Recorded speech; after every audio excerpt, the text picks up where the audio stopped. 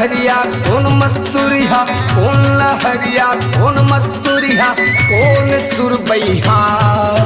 हे विधाता महू बन जाते गवैया, हे विधाता महू बन जाते गवैया। कौन लहरिया कौन मस्तूरिया, कौन लहरिया कौन मस्तूरिया, कौन सुरबैया। हे विधाता महू बन जाते गवैया, हे विधाता महू बन जाते गवैया।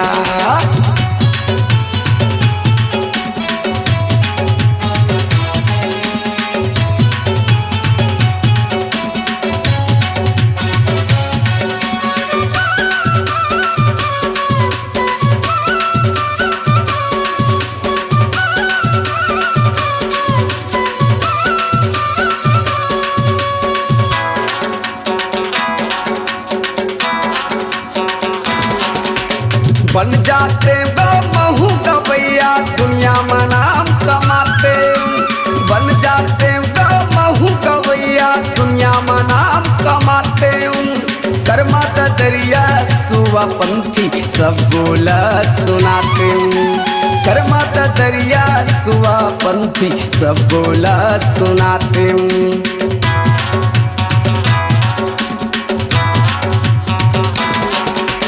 बन जाते महू गवैया, दुनिया में नाम कमाते।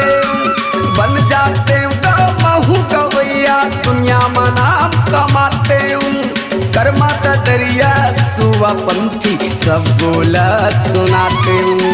कर्मा दरिया सुआ पंथी सब बोला सुनाते। कौन भोला कौन दिलीप, कौन भोला कौन दिलीप, कौन कुटिलिया। हे विधाता महू बन जाते गवैया, हे विधाता महू बन जाते गवैया।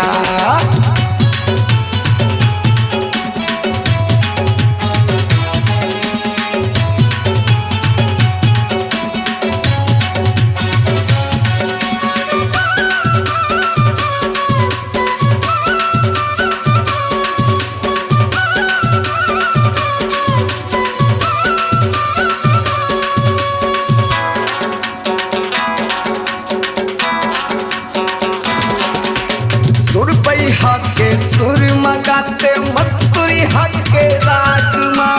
सुरबैया के सुर मगाते, मस्तूरी के राग माँ। आगर आनंद में गाना गाते स्वरांजलि के साज माँ। आगर आनंद में गाना गाते स्वरांजलि के साज माँ।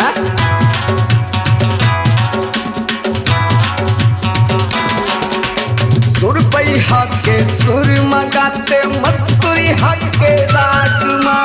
सुरबैया के सुर मगाते, मस्तूरी के राग माँ।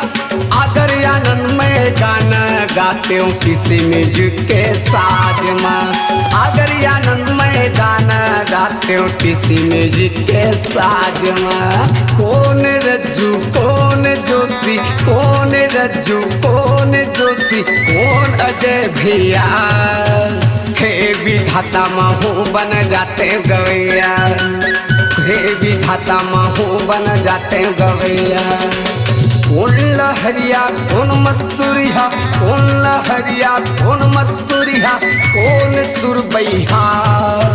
हे विधाता महू बन जाते गवैया, हे विधाता महू बन जाते गवैया। हे विधाता महू बन जाते गवैया, हे विधाता महू बन जाते गवैया। अपनी आवाज को दीजिए एक नया मुकाम।